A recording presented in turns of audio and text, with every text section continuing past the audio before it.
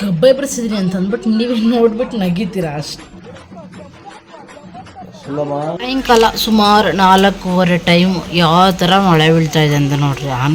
ಇದಕ್ಕೊಂದು ಬಲವಾದ ಕಾರಣ ಇದೆ. ಏನಂತಂದರೆ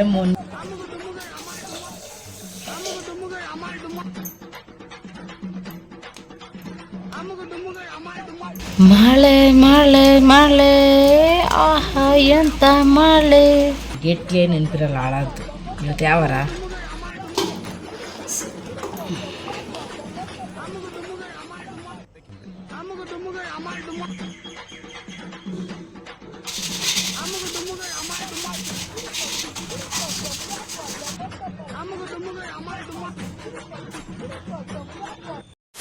ಹಾಯ್ ಹಲೋ ನಮಸ್ಕಾರ ಎಲ್ರಿಗೂ, welcome to our channel. So ಇವತ್ತಿನ ವ್ಲಾಗ್ ಏನಂತಂದರೆ ಒಂದು ಈವ್ನಿಂಗ್ ವ್ಲಾಗನ್ನ ಸಿಂಪಲಾಗಿ ರ್ಯಾಂಡಮಾಗಿ ವ್ಲಾಗ್ ಶೂಟ್ ಮಾಡ್ತಿದ್ದೀನಿ. ಐ ಹೋಪ್ ಇಷ್ಟ ಆಗುತ್ತೆ ಅಂತ.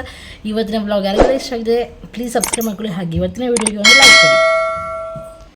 ನಿಮಗೆ ನಾನು ರೂಮ್ ತೋರಿಸ್ತೀನಿ ಎಷ್ಟು ಗಬ್ಬೆ ಬರ್ಸಿದ್ದೀನಿ ಅಂತ ಅಂದ್ಬಿಟ್ಟು ನೀವೇ ನೋಡ್ಬಿಟ್ಟು ನಗಿತೀರಾ ಅಷ್ಟು.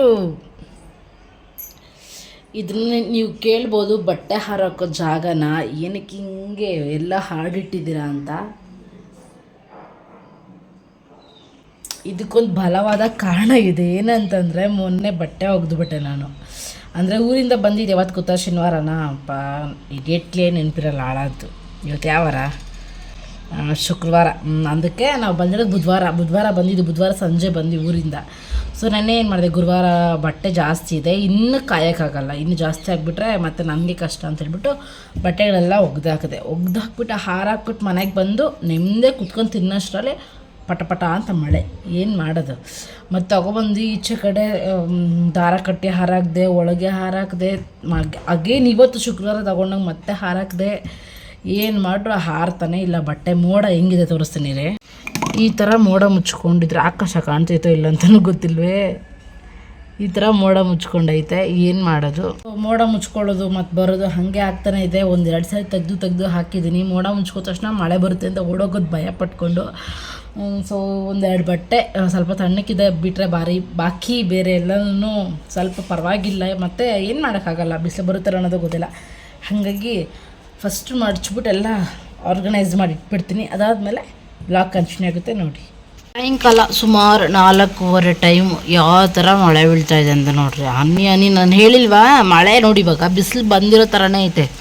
ಲೈಕ್ ಯಾವ ಥರ ಅಂತಂದರೆ ಇನ್ನೂ ಬಿಸಿಲು ಮೋಡನೇ ಬಂದಿಲ್ಲ, ಮೇಲೆ ತೋರಿಸ್ತೀನಿ ನೋಡಿ. ಆದರೆ ಚೆನ್ನಾಗಿದೆ ಈ ಮಳೆ ಕ್ಲೈಮೇಟ್ ನೋಡಿ. ಆದರೆ ಮಳೆ ನೋಡ್ಬೇಕು ಎಷ್ಟು ತಪ್ಪ ಹನಿ ಅಂತಂದರೆ 20 ರೂಪಾಯಿ ಕಾಯಿನ್ ಎಷ್ಟು ತಪ್ಪ ಬೀಳ್ತಾಯಿದೆ. ನಮ್ಮಮ್ಮ ಕಾಲ್ ಮಾಡಿದ್ರಿ ಇವಾಗ, ಅಲ್ಲಿ ಮಳೆ ಇವಾಗ ಕಾಣಿಸಿದೆ ನೋಡಿ ಮಳೆ.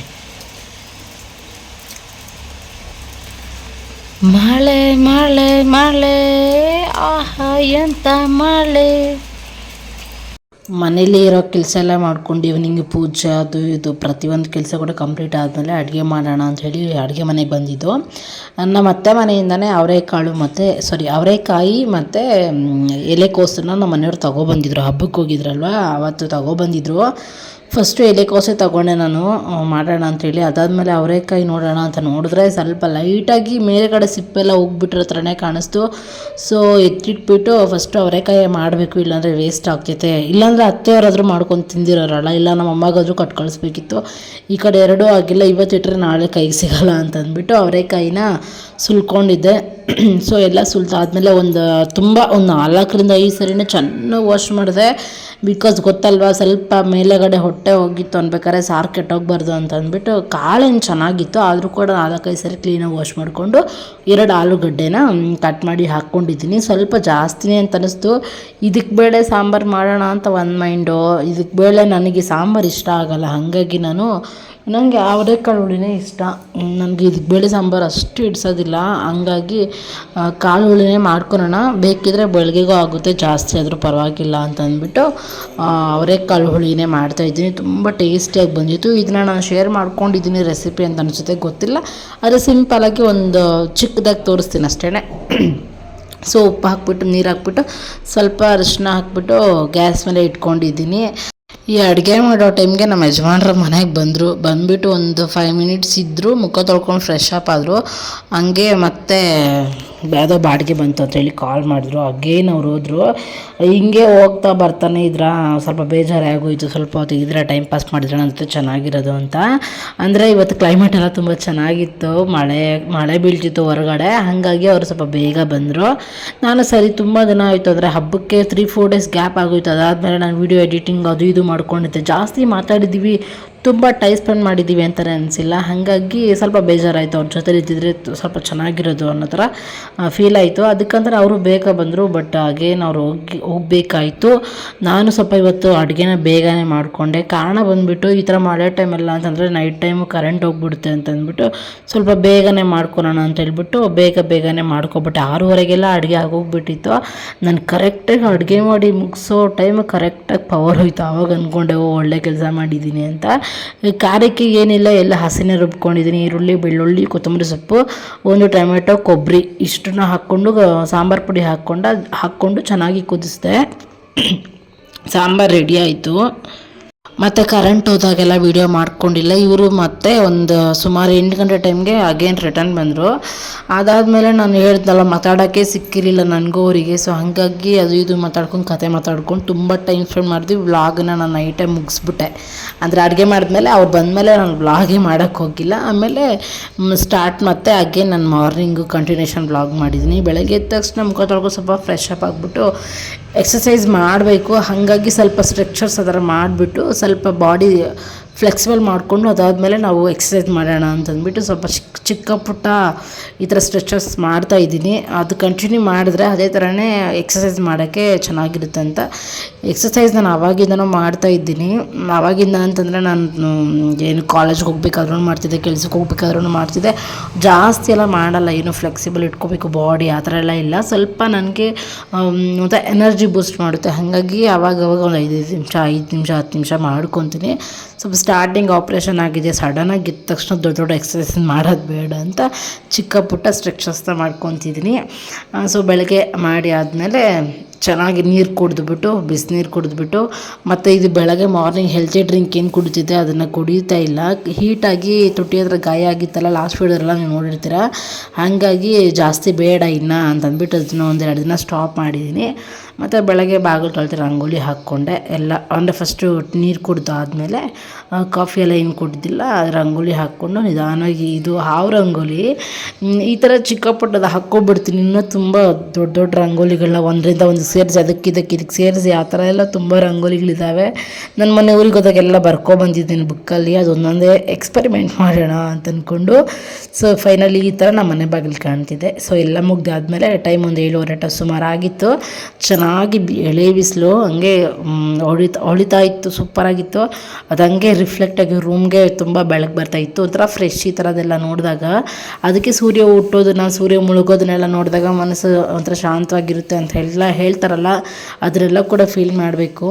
ಸೊ ನೈಟ್ ಏನು ಸಾಂಬಾರು ಹೇಳ್ದೆ ನಾನು, ಅದೇ ಸಾಂಬಾರು ಕೂಡ ಇತ್ತು. ಹಾಗಾಗಿ ರೈಸ್ ಪಾತ್ರ ಮಾಡ್ಕೊಬಿಡೋಣ ಅಂತ ಹೇಳ್ಬಿಟ್ಟು ರೈಸ್ ಮಾಡ್ತಾಯಿದ್ದೆ. ಜೊತೆಗೆ 2 ಮೊಟ್ಟೆ ಅಂದರೆ ಬಾಯ್ಲ್ಡ್ ಎಗ್ನ ಬಾಯ್ಲ್ ಮಾಡ್ಕೊಳೋಣ ಅಂತಂದ್ಬಿಟ್ಟು 2 ಮೊಟ್ಟೆ ಅಂದರೆ 1.5 ಗ್ಲಾಸ್ ನೀರು ಅಕ್ಕಿ ಹಾಕ್ಬಿಟ್ಟು 2 ಗ್ಲಾಸ್ ನೀರು ಇದ್ಬಿಟ್ಟು ಸ್ವಲ್ಪ ಉಪ್ಪು ಹಾಕ್ಬಿಟ್ಟು ನಗೆಗೆಲ್ಲ ಹೋಗ್ಬಿಡಿ ಏನಪ್ಪ ಅನ್ನ ಮಾಡೋದು ಹೇಳ್ಕೊಡ್ತಾಳೆ ಅಂತ ಸುಮ್ಮನೆ ಹೇಳ್ತಿದ್ದೀನಿ ಅಷ್ಟೇ. ಅದಾದಮೇಲೆ 2 ಮೊಟ್ಟೆನ ನನಗೊಂದು ನಮ್ಮ ಮನೆಯವ್ರಿಗೊಂದು ವಾಶ್ ಮಾಡಿಬಿಟ್ಟು ಇದ್ರ ಜೊತೆ ಮುದ್ದೆ ಅನ್ನ ಜೊತೆ ಇಟ್ಬಿಡ್ತೀನಿ ನಾನು ಮೇಲೇ. ಒಳಗೆ ಬಿಡ್ದಿರ ಮೇಲೆಗಡೆನೇ ಇಟ್ಟರೆ ಅದು ಬೆಂದು ಮೇಲೇ ಇರುತ್ತೆ. ಅದಾದಮೇಲೆ ಸಪ್ರೇಟಾಗಿ ಬೇಯಿಸ್ಕೊಬೋದು, ಸುಮ್ಮನೆ ಗ್ಯಾಸ್ ಯಾಕೆ ವೇಸ್ಟ್ ಮಾಡೋದು ಅಂತ ಇದರಲ್ಲಿ ಇಟ್ಟು ಮುಚ್ಚಿಟ್ಬಿಟ್ಟು ಫೋನ್ ಮಾಡಿದೆ. ಒಂದು 5 ನಿಮಿಷ ಆದಮೇಲೆ ಅವರು ಕೂಡ ಬಂದರು. ಅನ್ನ ಹಾಕಿ ಒಂದು ಸ್ವಲ್ಪ ಹೊತ್ತಿಗೆಲ್ಲ ಬಂದುಬಿಟ್ರು. ಈ ಅನ್ನ ಮಾಡೋಕ್ಕಿಂತ ಮುಂಚೆ ಮನೇಲಿರೋ ಕೆಲಸ, ಮನೆ ಗುಡಿಸೋದು ಮತ್ತು ಪಾತ್ರೆಗಳು ವಾಶ್ ಮಾಡಿಲ್ಲ, ಇನ್ನೂ ಮಾಡಬೇಕು. ಸೊ ಮನೆಯೆಲ್ಲ ಕ್ಲೀನ್ ಮಾಡ್ಕೊಂಡು ಆದಮೇಲೆ ಅಡುಗೆ ಸ್ಟಾರ್ಟ್ ಮಾಡೋದು ನಾನು ಯಾವಾಗಲೂ ಕೂಡ. ಸೊ ಈ ಕಡೆ ಅನ್ನಕ್ಕಿಟ್ಟು ಆದಮೇಲೆ ಈ ಕಡೆ ಪಾತ್ರೆ ನೈಟು ವಾಶ್ ಮಾಡ್ತಿದ್ದೆ ಯಾವಾಗಲೂ ನಾನು. ಬಟ್ ಏನೋ ಗೊತ್ತಿಲ್ಲ, ನಾನು ನಿದ್ದೆ ಸರಿಯಾಗಿ ಆಗಿಲ್ಲ. ನಿದ್ದೆ ತುಂಬ ಬರ್ತಿತ್ತು ನೆನ್ನೆ. ಮತ್ತು ಮಾತಾಡ್ಕೊಂಡು ಹಾಗೆ ಕೂತ್ಕೊಂಡಿದ್ವಲ್ಲ, ಪಾತ್ರೆಗಳೆಲ್ಲ ವಾಶ್ ಮಾಡೋಕ್ಕೆ ಆಗಿಲ್ಲ. ಹಾಗಾಗಿ ಏನು ಜಾಸ್ತಿ ಇರಲಿಲ್ಲ, ಸ್ವಲ್ಪ ಒಂದು ತಟ್ಟೆ, ಒಂದು ಪಾತ್ರೆ, ಒಂದು ಬಟ್ಲು ಇತ್ತಷ್ಟೇ.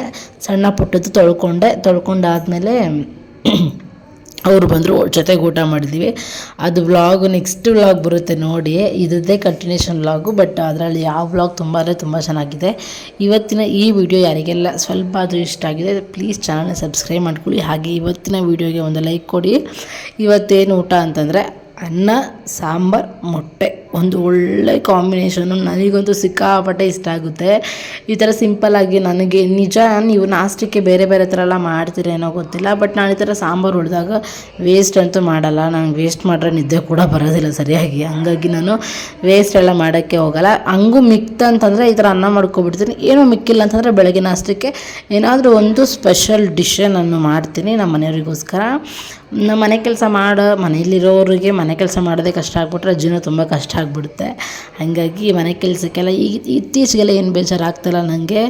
ಸ್ವಲ್ಪ ಲೈಫಲ್ಲಿ ಆಗಿರೋಂಥ ಒಂದು ಕೆಟ್ಟ ಘಟನೆಗಳು ನೆನ್ಪು ಮಾಡ್ಕೋಬಾರ್ದು ಅನ್ನೋ ಕಾರಣಕ್ಕೆ ಸ್ವಲ್ಪ ಯಾವಾಗಲೂ ಬ್ಯುಸಿಯಾಗಿರೋಕ್ಕೆ ಟ್ರೈ ಮಾಡ್ತಾಯಿದ್ದೀನಿ. ಇನ್ನೊಂದು ಚಾನಲ್ ಓಪನ್ ಮಾಡಿದ್ದೀನಿ. ಆ ಚಾನಲಲ್ಲಿ ಬಂದುಬಿಟ್ಟು ಒಂದು ಇನ್ಫಾರ್ಮೇಷನ್ ವೀಡಿಯೋಗಳನ್ನು ಜನಗಳಿಗೆ ತಲುಪಿಸೋಂಥ ಪ್ರಯತ್ನ ಮಾಡ್ತಾಯಿದ್ದೀನಿ. ಆ ವಿಡಿಯೋದ ಲಿಂಕು ಕೂಡ ಡಿಸ್ಕ್ರಿಪ್ಷನ್ ಕೊಟ್ಟಿರ್ತೀನಿ, ಬೇಕಿದ್ರೆ ಚೆಕ್ ಮಾಡ್ಕೊಂಡು ನಾಳೆ ವಿಡಿಯೋದಲ್ಲಿ ಸಿಗೋಣ.